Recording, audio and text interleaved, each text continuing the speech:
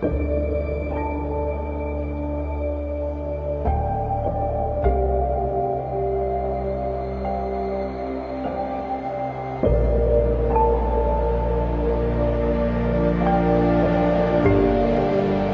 bem, meus queridos amigos, queridos alunos, que bom que estamos perseverantes neste curso, tá? Vamos dar continuidade neste contexto fantástico, o qual acontece o nascimento do menino Jesus em Belém. E para iniciarmos bem, façamos a nossa oração inicial juntos. Vamos pedir ao Espírito Santo, dom de Deus, que nos conceda a boa inteligência, a boa sabedoria para ensinarmos e aprendermos juntos. Rezemos. Em nome do Pai, do Filho e do Espírito Santo. Amém. Espírito Santo, amor do Pai e do Filho, inspirai-me sempre aquilo que devo pensar, aquilo que devo dizer, como devo dizê-lo, aquilo que devo calar, aquilo que devo escrever, como devo agir, aquilo que devo fazer, para procurar sempre a vossa glória, o bem das almas e a minha própria santificação. Amém. Em nome do Pai, do Filho e do Espírito Santo. Amém. São José, rogai por nós. Nossa Senhora Aparecida, rogai por nós. Estamos aqui dentro deste contexto magnífico, o qual vai acontecer de fato o nascimento do menino Jesus. E agora, passo a passo, versículo por versículo, praticamente, estamos aqui estudando um contexto onde o menino Jesus, ele nasce e dentro do seu nascimento ele traz várias informações, seja de cunho da tradição bíblica, da tradição do Antigo Testamento, seja da tradição teológica, do magistério da igreja, enfim. Estamos aqui ruminando a palavra de Deus e somando a ela os comentários de alguns teólogos da nossa igreja. Nas últimas aulas, nós fizemos um pequeno parênteses para falar um pouco sobre a nossa devoção à Virgem Maria. É fato que estamos estudando agora o contexto ainda do nascimento do menino Jesus. E esta grandiosa doação que Jesus vai fazer a cada um de nós, a sua igreja, a respeito de sua Santíssima Mãe, também ser a nossa mãe, é fato que isso vai acontecer naquele contexto do Monte Calvário, em São João capítulo 19. Mas é bom já nesses momentos o qual acontece o nascimento do menino Jesus, termos consciência de que naqueles acontecimentos, em primeiro plano, tendo em vista o Verbo de Deus no nosso meio, ali já naquele contexto podemos vislumbrar momentos importantíssimos para a nossa devoção, para a piedade popular, no que diz respeito à Santíssima Virgem Maria, que é mãe do Messias e vai se tornar mãe da igreja e mãe de todos os homens, Essa última na linguagem do padre Reginaldo Garrigou Lagrange. E agora então nós voltamos aqui com este momento maravilhoso de se debruçar na Sagrada Escritura. Tá? E nós estamos aqui particularmente contemplando, né, vislumbrando a Sagrada Escritura, especialmente a partir de uma ótica do livro,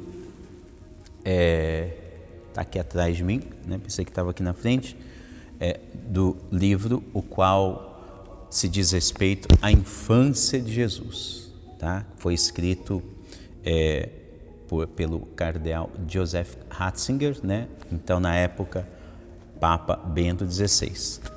E estamos aqui, né, vislumbrando esse contexto bíblico numa ótica de Bento XVI. É fato que não ficamos somente no livro dele, né? Por vezes vamos dar um salto teológico e também vamos perceber o que um ou outro autor sagrado, um ou outro escritor, teólogo, também diz a respeito. Tá?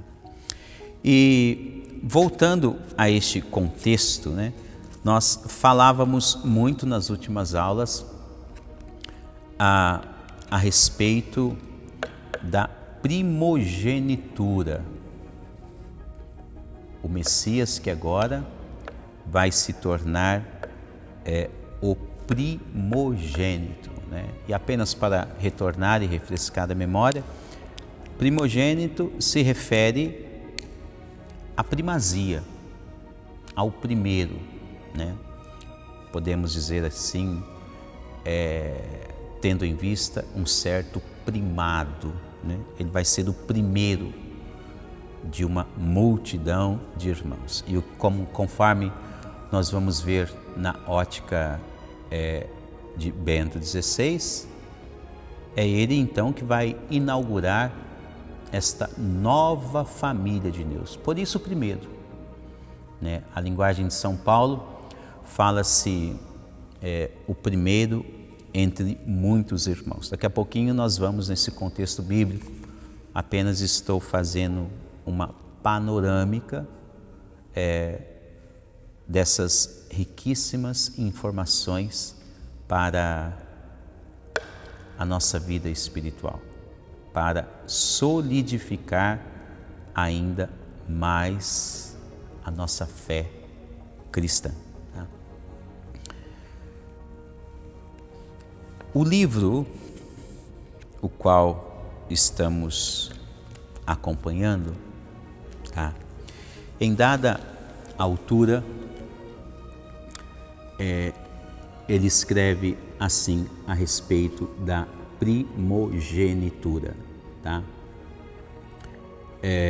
Bom, vou acompanhar daqui um pouquinho antes, né, que é mais interessante ainda, tá?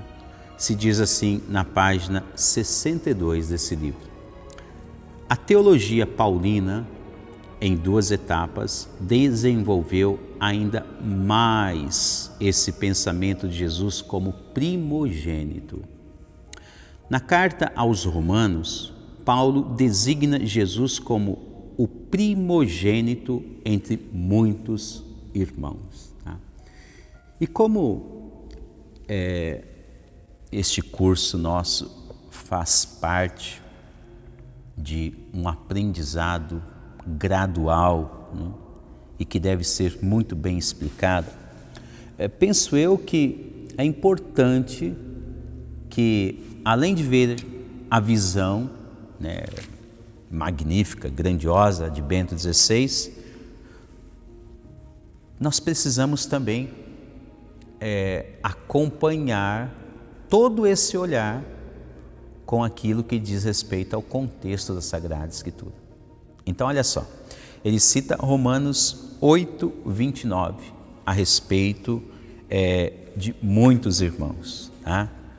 E então, o que diz a Sagrada Escritura neste contexto de Romanos 8, 39? Tá? Não se esqueça, é importante que você faça as suas anotações e até mesmo, né, ali piedosamente, devotamente, faça também os seus rabiscos, os seus rascunhos na Sagrada Escritura, né? Não significa que eu estou mandando você riscar tudo a palavra de Deus. Não é isso, né? Anote, faça as anotações e tudo mais, tá? O contexto fala-se a respeito, né? Começa lá no capítulo 8, fala-se a respeito da vida do crente no Espírito, aquele que crê através do Espírito. Depois, São Paulo ele vai escrever aos Romanos a respeito de como deve ser a vida no Espírito, né? Aqui um exemplo clássico, bastaríamos nós olharmos em primeiro lugar para a vida dos apóstolos após o Pentecostes em sua vida, né?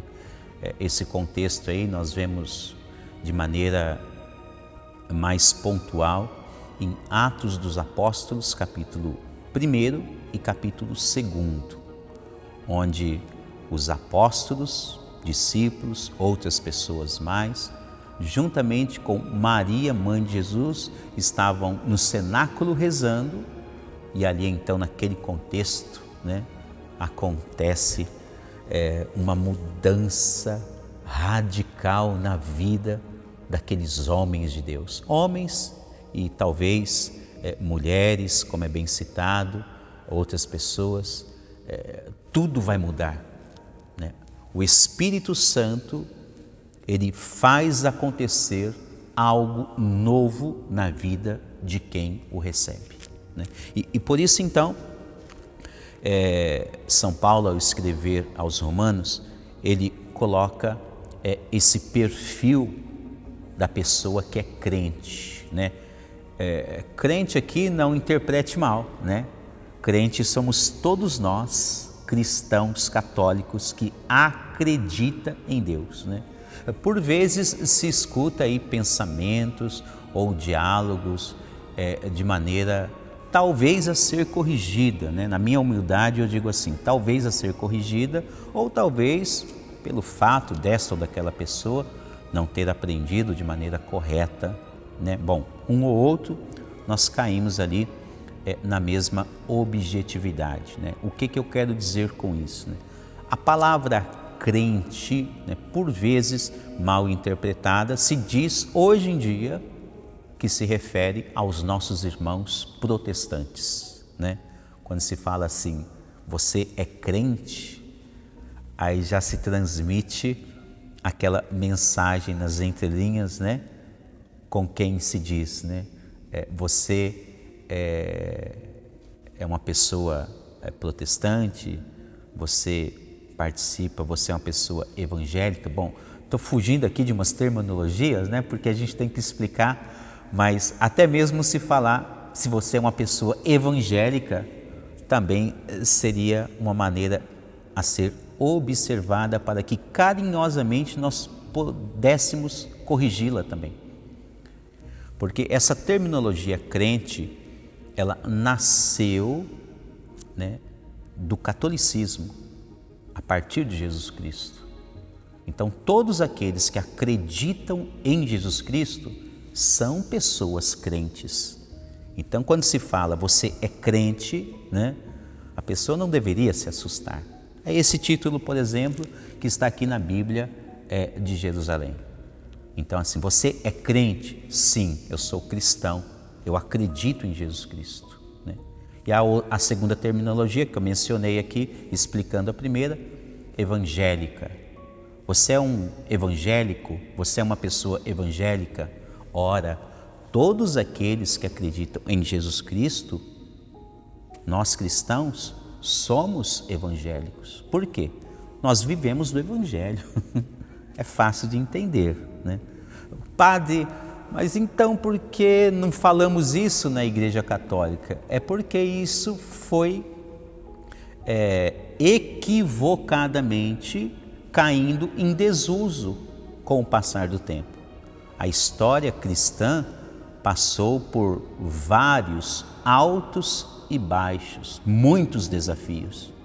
E muitos deles, então, foi fazendo com que terminologias da essência cristã fosse perdendo o seu uso. E aí quando nasce o protestantismo, a partir do século XVI, com Lutero, então, né, as denominações protestantes começou a usar em abundância esta terminologia. Mas essas terminologias nascem dentro da esfera cristã. Tá? Então, aqui um adendo para nós aprendermos ainda mais sobre a nossa fé cristã. E agora, voltando aqui ao contexto paulino, né? Então ele traz aqui alguns subtítulos, até chegar ao versículo 29. E depois que ele fala sobre a vida no Espírito, né? Será um momento fabuloso quando falarmos sobre este contexto na vida dos apóstolos, né? Mas creio que ainda não seja o caso. Tá?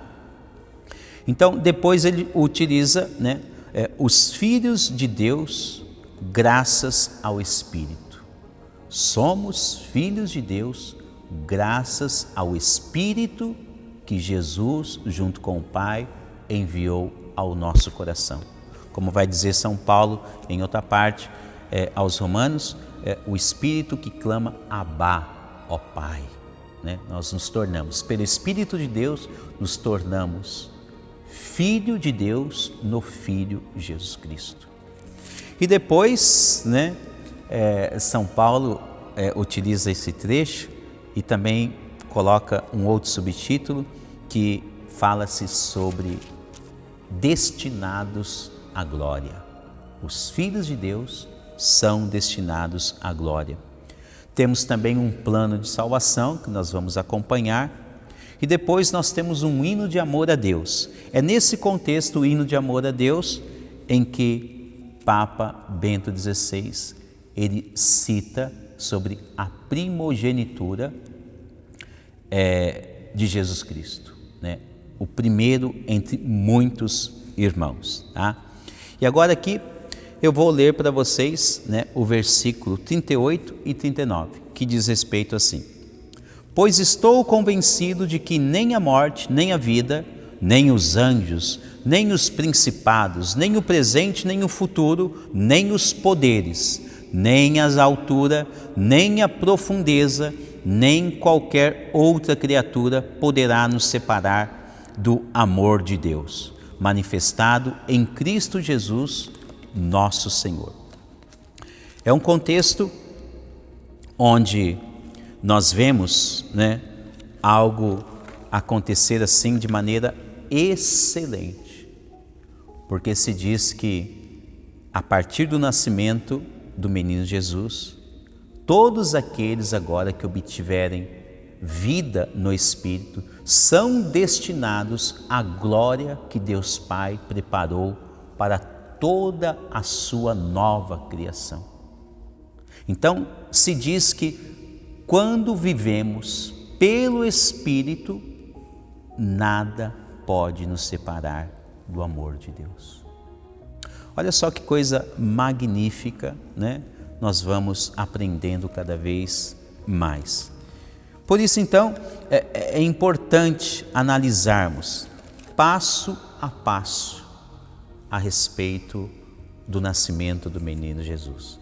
E aí você começa já a compreender melhor que a análise teológica dentro do contexto do nascimento do menino Jesus, por vezes, vai nos arremeter já a pensamentos futuros dentro do contexto bíblico. E é por isso que, analisando o nascimento, nós vamos, por vezes, lá na frente e daqui a pouco a gente volta, sempre para obter maiores informações a respeito desse momento grandioso onde Deus habita no meio de nós. O Verbo habita no meio de nós. Muito bem, vamos encerrar por aqui esta nossa aula e vamos agora nos preparar para a nossa próxima aula. Muito obrigado a todos vocês que nos acompanham e até a próxima aula, se Deus quiser. Em nome do Pai, do Filho e do Espírito Santo. Amém.